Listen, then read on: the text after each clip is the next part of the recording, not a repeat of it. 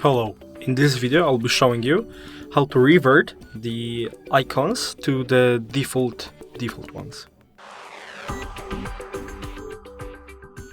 So the first step of the operation would be opening up the settings.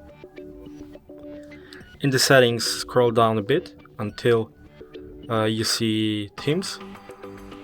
Press themes,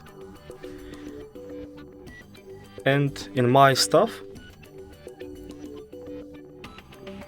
press icons, and I don't have any icons installed right now, but if you do, just press the default button and your phone will revert to the default icons.